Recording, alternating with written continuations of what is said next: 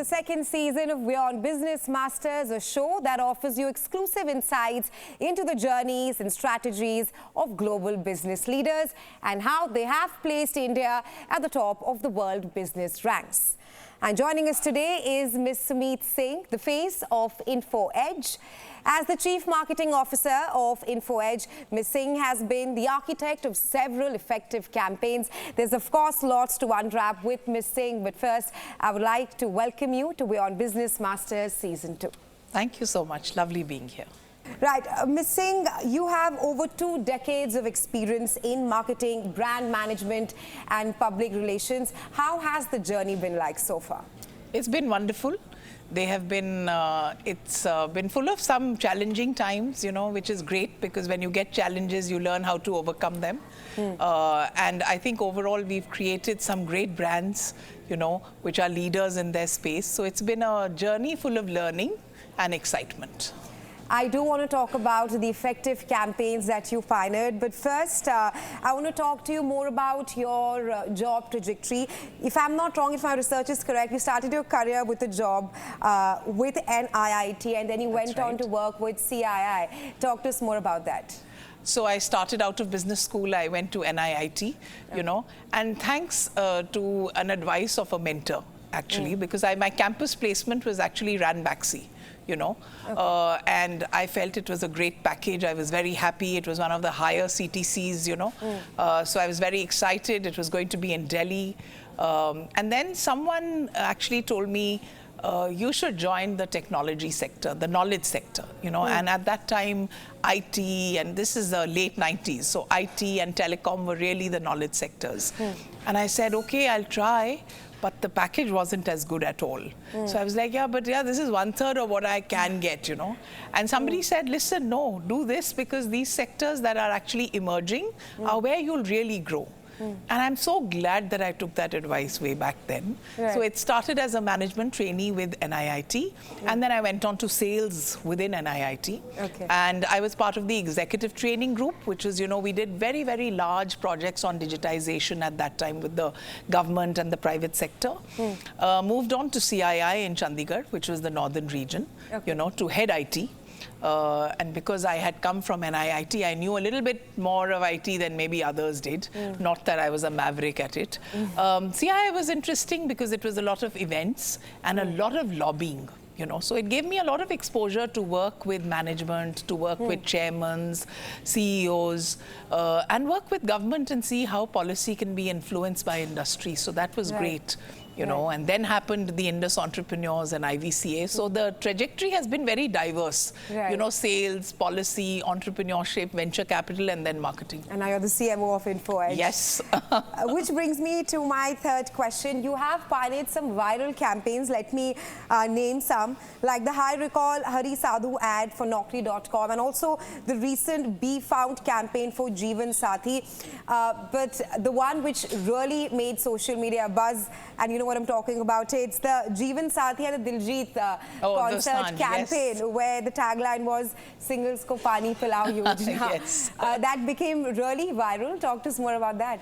So I think all that credit goes to a wonderful team that I have, you know. I've got a smart team with great youngsters who keep thinking of ideas, and the credit of all this goes to them. So the Diljit Dosanjh idea was an idea thought by the Jeevan Sathi marketing team, you know. It's a team that is, I think, in the forefront of content marketing in the country, and I'm very proud of that. And I thought that, you know, we were contemplating what can we do with Diljit Dosanjh, because we all know it was such a rage, it was, you know, so topical, but it was also very expensive. It was costing lots and lots of dollars, right? And then we thought, what can we do, not maybe on stage, but with him? And that's how they came up on this activation idea that if people come on concerts, they're going to be standing, they're going to be thirsty, and that's how the idea really got broken out. And then, of course, I think everything else after that is history because it just viraled. And you mentioned Be Found. Be Found is not a recent campaign, actually. It is a few years ago. But I think it was very monumental because, you know, it talked about, it was very disruptive in a way like Hari Sadhu, right? Because here we actually said you don't have to search You just make your profile and you can be found. And it was done after deep research. When we spoke to a lot of females, they said that this whole job of finding a match leads to a lot of anxiety because you have rejection, there's stress, you know, you meet people, some reject you, some you reject. So there's a lot of stress in this whole job. And that's how actually the agency and our team thought of actually Be Found. And the campaign did very well for our imagery. You know, it modernized and contemporarized our image, and that's where the journey started. And today, of course, there's just so many more content campaigns that the team has been doing. So Be Found started that journey of the modernization of the Jeevansathi imagery, really. Absolutely. Now that we've spoken about so many ad campaigns under your leadership, which one is your favorite? Oh, there's not one.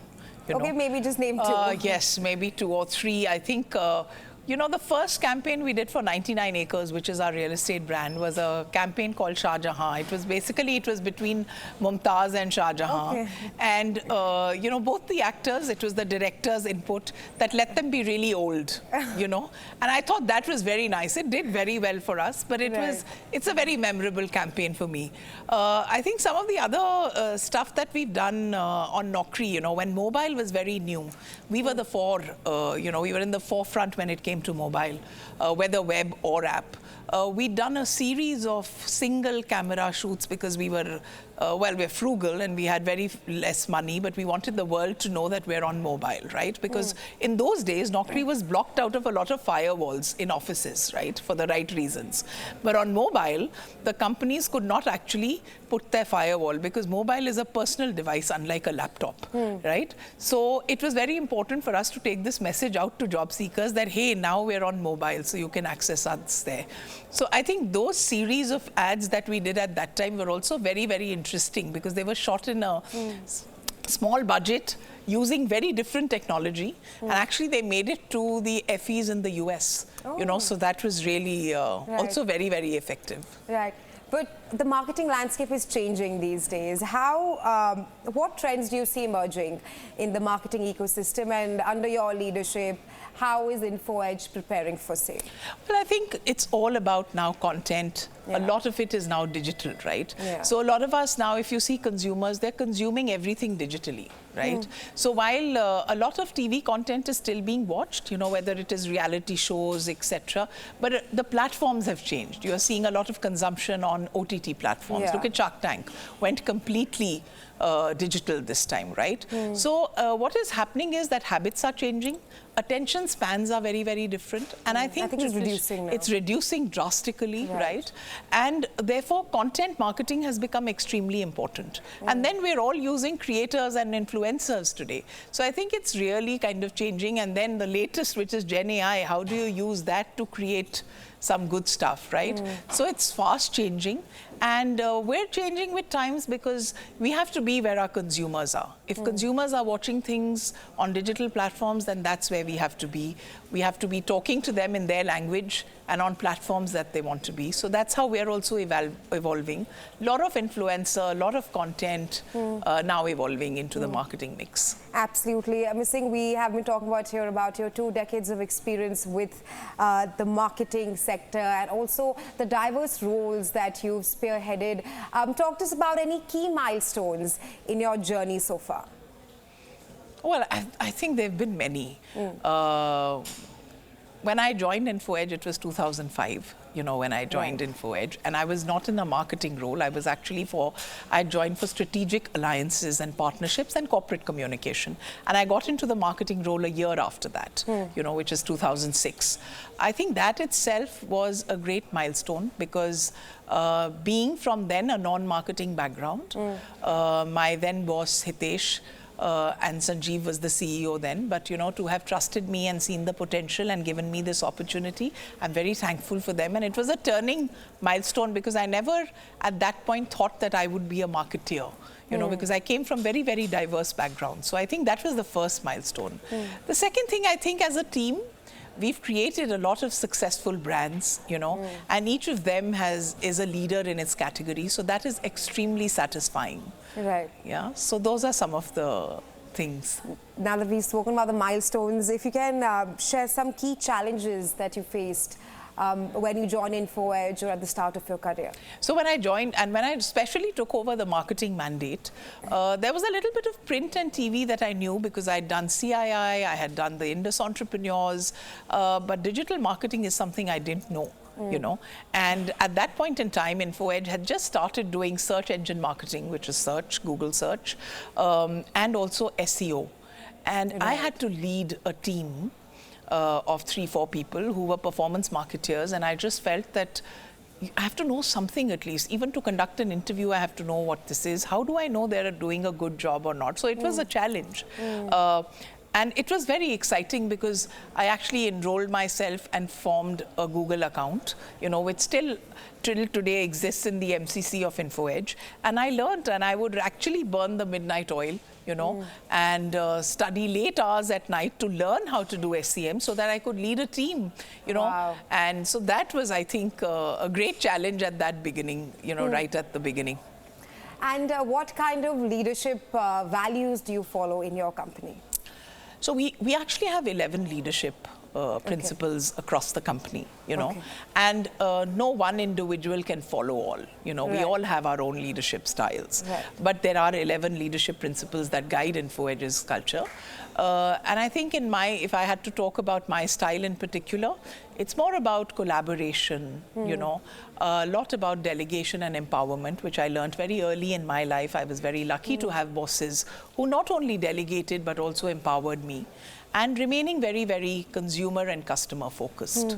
So I would say those are some of the leadership principles that I really follow. And I have to mention here to all our viewers that on the empowerment aspect that you mentioned, you also mentor and guide women entrepreneurs and professionals. Tell us more on that. So I've been lucky enough to be associated with a lot of startup you know, associations.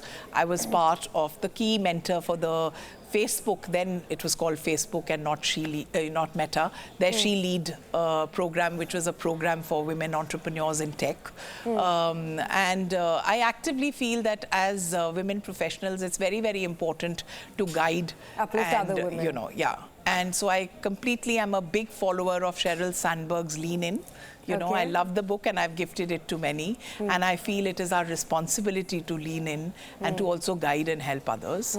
So it's not just women entrepreneurs, it's a mix of all types of entrepreneurs because there was a background of Thai and venture capital as well, you know, and then there's, of course, Info Edge, which when we joined was a startup. You know, it's no longer a startup at all. So I constantly work with women through different forums and also some individual networks and people I know. That's very noble. You've also been frequently featured among India's most influential marketing professionals, and I would just name some accolades under your belt. You have been named as one of Business World Marketing's most influential women of 2025. You certainly have various accolades under your belt, but when you look back to your journey, to your diverse roles that you've spearheaded, would you do anything differently? Actually, no. You know, because I think, well, you know, I've never done anything to feature anywhere, right? I've been sincere and hardworking. I come from a defense background, you know. My dad was in the army. My grandfather was in the army. I've traveled across the globe, you know, with him. And I say this jokingly, I've changed 11 schools in the 12 classes that I've done. 14. He was an infantryman, okay? So adaptability and discipline actually are core values. And I think if you're sincere and hardworking, you know, and your intentions are right, then I think your conscience is clear, you get the rewards. You don't do things for rewards, you do things for impact. Rewards just follow. Rewards follow. Absolutely. So I think that's really been the principle. Absolutely. Can you also share some key decisions or key moment in your life that perhaps has contributed towards your success? 2, 3. One, I think the risk-taking ability where I took very diverse roles. You know, I mean, if you see from sales in technology firms to policy work, and I was very young, you know. So that fearlessness that, you know, chalte hain, dekhenge, you know, we'll give our best and Walk we'll the see. unknown path and we'll just see what so happens. I think that attitude is something that has served me well, and I'm very thankful of that attitude. The second is really this whole thing of, learning. I'm actually hungry to learn always, and also hiring smart people. I think if you have smart teams, you hire people smarter than you learn from them. You don't feel scared about saying, I don't know this, can you teach me this? I think those are abilities that have helped me succeed. And I can't generalize them, but that's really kind of worked for me. So some of these things I think have contributed. And what has been the most valuable lesson that you have learned, or any phrase that you go by? There are two. Okay. One is fail fast, Because that's only how you learn to succeed. Absolutely, absolutely. Okay. And, I was sitting and having coffee in your studio, and I saw that it said, take risks, if you might win, and if you lose, you learn. Right? Correct. So that has been my attitude. And the second mantra really that I follow is whatever you measure, you can improve. So I'm a strong proponent of measurement, because I feel that whatever you measure can be improved. So start measuring. I agree with you on both those phrases. Having achieved so much, how do you deal with pressure? Or do you get pressurized sometimes? I think I've got much with the years of experience. I have learned how to deal with pressure much better. I think in that transition, when you're making that transition from middle management to senior management, I would have, I would come back home, and sometimes when there would be a lot of pressure, be very irritable, and it's easier to take it out on the ones that you take for granted, which is your family. Correct. Right? And I would do that, Correct. Or I would shut myself and say, today I have a lot of work, I don't want to see anyone. But I think with age, you learn how to deal with pressure better. You become more patient. Your teams teach you patience, your children teach you patience, your pets teach you patience. So I think I've become far more patient than I was earlier. And now you just take it in your stride, and it doesn't really get to you. I also think that a large portion, if you have I think we've reached where we have because of supporting families, right? As long as you have a supporting family, I think they understand if you're not going for 3 things which are important for the family due to work, So I no longer feel that it's pressure.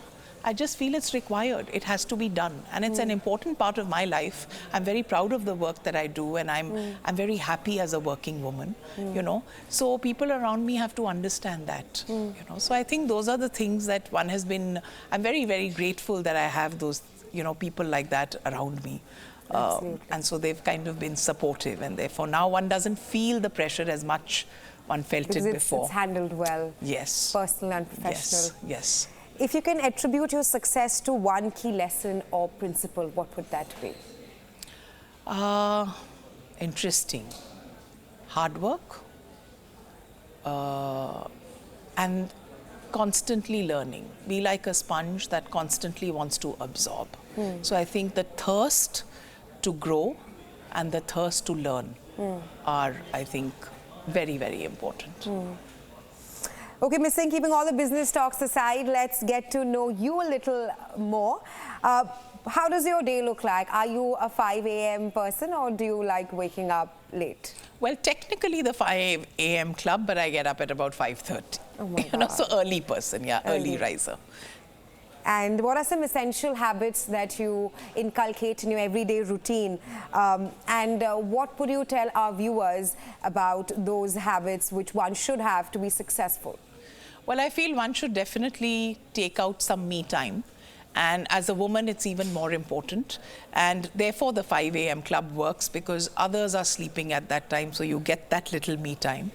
I'm also a follower of actually Nichiren Buddhism, and I chant. And that gives me time in the morning. So I get up in the morning and do my gongyo and chanting early in the morning.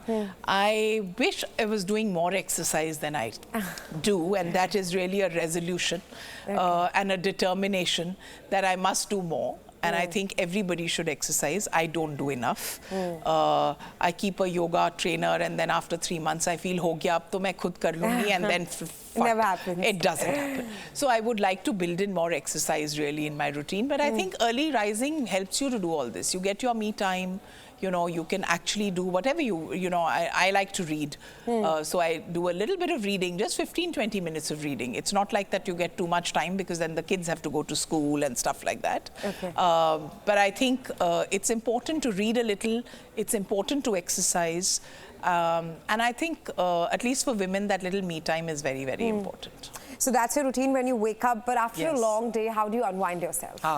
So now, Yeah. I actually watch rom-coms or something that is totally entertaining on Netflix or Amazon Prime or one of those places. And, Which is the latest one that you know, watched? What did I watch latest?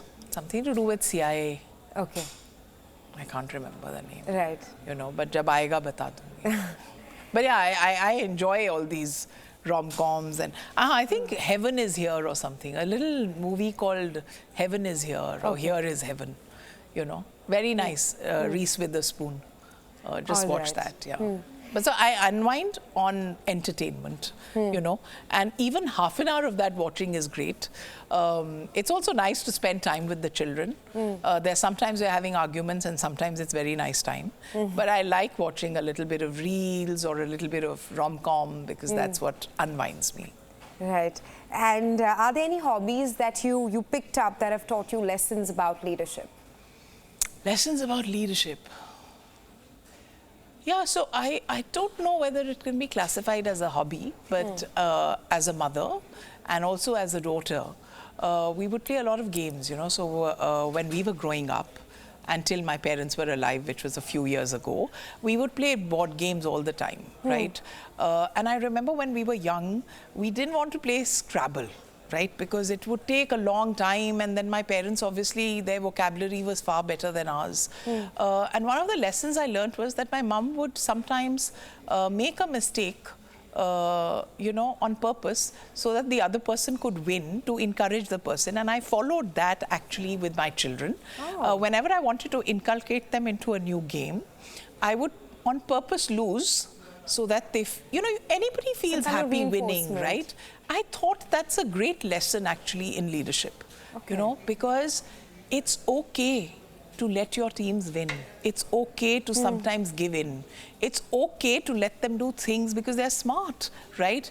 That you might feel are not right. And I'm so glad I learned that lesson, because I tell my team, don't get everything on content approved from me, because some of the things that they do on Instagram, etc., my generation doesn't understand it, right? But it virals and it gets millions of views because the generation that matters understands it. So I think giving in for the greater purpose to encourage others is a lesson I learned growing up as a daughter, and then, you know, even as a mother. So that's something I've applied at work, and it's worked. I just want to take that point forward. Talk to us more about your leadership style at Info Edge. You know, as I said, it's empowering, it's collaborative.